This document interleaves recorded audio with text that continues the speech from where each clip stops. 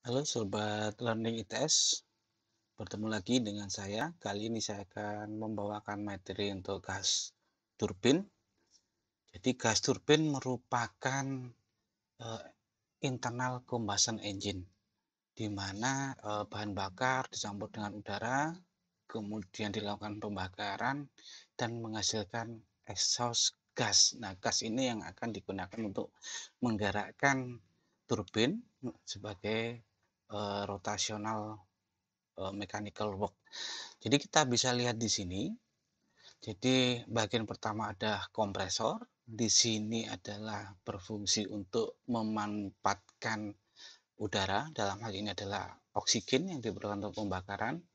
Kemudian udara ini akan masuk ke ruang bakar di sini, kombustor, kemudian setelah hasil pembakaran akan keluar berupa gas panas yang kemudian untuk memutar turbin di bagian sini.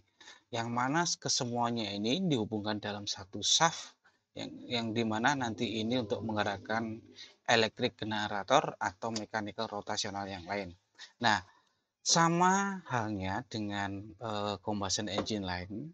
Jadi tipikal model pembakaran sama, ada intake, kemudian ada kompresi di sini, kemudian ada combustion, kemudian ada exhaust. Nah, di mesin Tora kita ketahui di sini ada intake seperti ini terlihat di gambar ini. Jadi udara nanti masuk, kemudian dikompresi, pistonnya bergerak ke atas, kemudian bahan bakar diinjeksikan sehingga terjadi pembakaran dan akan merubah gas panas ini menjadi energi mekanik ke sini mengarah ke bawah pistonnya. Kemudian di sini melakukan langkah buang. Nah, langkah-langkah di eh, gas turbin dengan mesin Tora atau reciprocating di sini itu sama basicnya. Nah, kenapa kita menggunakan gas turbin banyak kita gunakan? Karena pertama dia efisiensinya tinggi gas turbin. Kemudian reliability-nya tinggi dan mudah untuk diservis karena equipment atau peralatan komponennya tidak banyak, hanya blade fix-nya ini kombustor, kemudian blade lagi, sehingga tidak terlalu kompleks, cuma membutuhkan material yang bagus dan presisi yang tinggi. Kemudian dia hasil gas buangnya ini bisa memenuhi standar lingkungan karena bahan bakar yang dipakai relatif bagus sehingga tidak menghasilkan banyak polutan. Nah, kemudian dia flexibility atau fleksibel dalam kondisi servis dan bahan bakar yang diperlukan. Jadi range untuk gas turbin ini banyak, mulai dari yang kecil, skala kecil maupun yang besar. Nah, kemudian ada high power to weak power to volume ratio. Jadi dengan gas turbin ini kita bisa menghemat space ruangan dengan daya yang sama dibandingkan dengan teknologi atau internal combustion yang lain seperti diesel, bensin, oto maupun steam turbin. Nah, bisa kita lihat di sini, ini adalah economic comparison dari generasi teknologi ya. Di sini kita bisa lihat simple gas turbine, kemudian di sini ada diesel engine, micro turbine dan lainnya. Jadi size ring di sini untuk powernya itu sangat besar ke dibandingkan dengan penghasil yang lain seperti diesel, fuel cell dan lain-lain. Di sini sampai 450.000 kW dan bisa lebih. Nah, kemudian efisiensi di sini overall sekitar 21 sampai 45%. Nah, ini juga lumayan tinggi dibandingkan dengan diesel maupun gas engine untuk maksimumnya. Nah, kemudian head recovery-nya bisa dipakai lagi, artinya gas buang itu bisa dikelola lagi mungkin sebagai pemanas untuk heater di boiler. Nah, kemudian secara ekonomi dan operasi karakteristik kita lihat di sini. Di sini adalah bermacam-macam gas turbin. Jadi referensi ini saya ambilkan dari Gas Turbine Engineering Handbook. Di sini ada tipe offline, di sini ada simple cycle, kemudian ada regeneratif, ada combine cycle, kemudian ada advanced gas turbine. Nah, kita lihat untuk capital cost di sini, yang paling murah itu adalah simple cycle, karena tidak ada tambahan aksesoris lain. Kemudian untuk yang heat rate per BTU, hasil yang panas yang dihasilkan adalah yang paling besar simple cycle gas turbine dengan crude fire. Nah, untuk efisiensi yang paling bagus di sini sampai bisa 65% efisiensi, padahal tadi gas turbine 45% itu untuk simple cycle. Nah, ini adalah challenge untuk kita, jadi efisiensi yang bagus ya. Di sini adalah tipe advanced gas turbine. Nah, kemudian bisa kita lihat reliability-nya di sini hampir 90 ke atas lebih. Jadi bisa dikatakan handal ability-nya juga begitu. Dia cukup bagus. Nah, kita lihat typical efisiensi dari beberapa sistem power plant di sini yang menggunakan gas turbin. Kita lihat simple gas turbin di sini efisiensinya sekitar 45,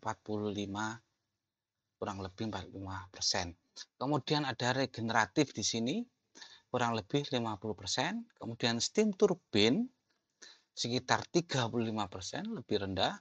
Kemudian combined cycle power plant sekitar 55, kemudian advanced gas turbine combined cycle plant sekitar 65%, dan yang untuk hybrid plant power plant di sini bisa sampai 70%. Nah, itu eh, efisiensi yang didapatkan dari beberapa tipe pemakaian gas turbin. Nah, kita lihat di sini.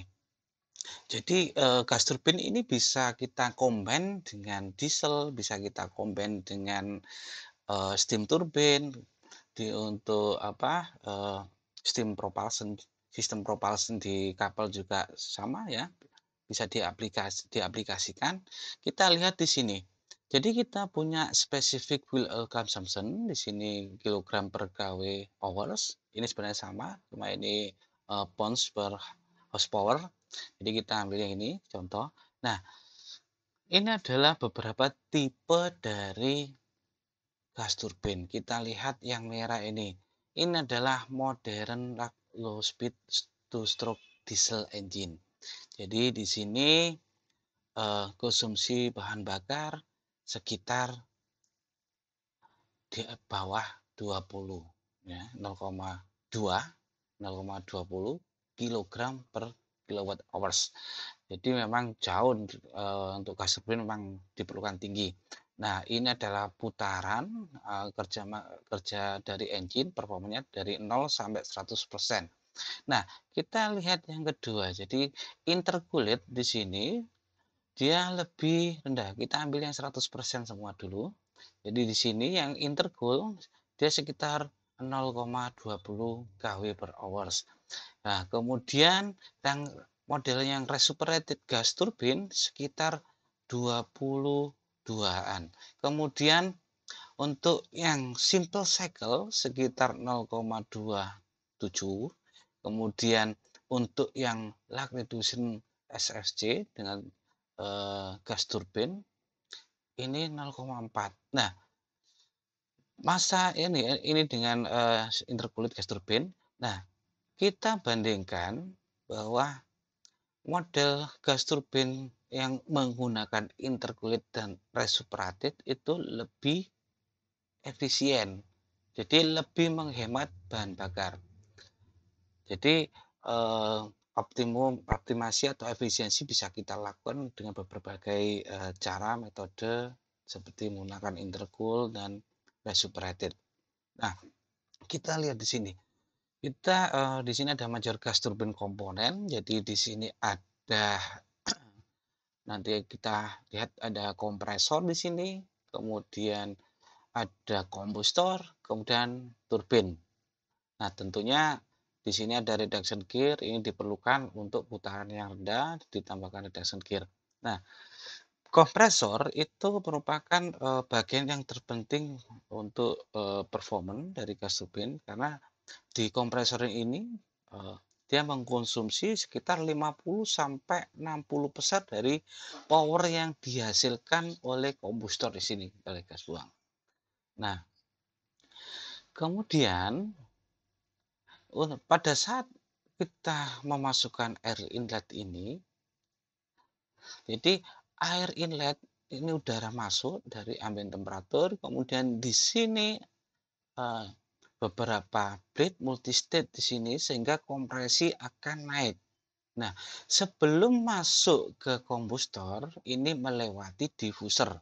Jadi diffuser ini berfungsi untuk, agar aliran udara flow-nya bisa streamline dan bisa bagus dalam, pencampuran bahan bakar nanti sebelum terjadi pembakaran. Nah, kita lihat combustor section sekarang. Di combustor section, udara yang masuk yang sudah mampat ini, kemudian akan masuk di sini adalah primary air, akan masuk ke ruang bakar, ini adalah full injector di sini. Nah, udara akan masuk di sini, kemudian bahan bakar akan eee, disalurkan atau disemprotkan, kemudian ada pemantik sehingga terjadi pembakaran. Nah, udara di sini berfungsi menjadi dua, yang pertama sebagai pembakaran, yang kedua sebagai pendingin dinding atau bodi dari kombustor di sini, karena temperaturnya sangat tinggi. Jadi di sini ada lubang masuk, jadi ada secondary intermediate, ada primary zone, kemudian ada tertiary. Jadi pembakarannya akan continue di sini. Nah, memang, yang, sebagian besar di sini, kombustor modul ini ada combustion chamber, kemudian ada emitter di sini, kemudian fuel nozzle. Nah nah, perlu diingat bahwa, combustion di sini itu sangat memerlukan udara yang sesuai.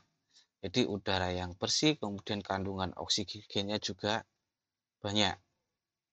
Nah, kemudian kita setelah dari kombustor, eee, yang menghasilkan gas, maka gas itu akan masuk ke turbin. Nah, turbin di sini berfungsi untuk mengekstrak energi kinetik dari gas yang dihasilkan oleh kombustor, kemudian dirubah, menjadi energi mekanik dengan cara memutar turbin juga. Jadi memutar turbin. Nah, kemudian pada saat masuk di turbin, energi panas itu sangat berpengaruh pada material, sehingga material di turbin ini harus sangat diperhatikan. Jadi agar, material di sini harus tahan, agar bisa beroperasi dengan normal. Nah, bagian-bagian dari turbin di sini ada disk ya, jadi ada semacam piringan di sini, biasanya dari alloy steel. Nah, biasanya, presentasinya yang besar adalah ada campuran kromium, nikel maupun kobalt. Nah, kemudian blade-nya sendiri di sini ada blade fire tree. Jadi di sini untuk, nanti disambungkan dengan bagian shaft poros sehingga ikatannya kuat. Nah, kemudian di sini adalah foil. Nah, ini adalah foil turbin yang di sini satu persatu ini detailnya nanti di sini. Nah, di ujung foil ini terdapat bleed shroud shell ya. Jadi shroud ini berfungsi untuk mereduksi vibrasi, kemudian improve airflow, kemudian menjaga agar tidak leakage atau tidak terjadi kebocoran pressure. Nah, itu adalah, bagian dari basic gas turbine engine. Kita jumpa lagi di part-part yang lainnya. Terima kasih.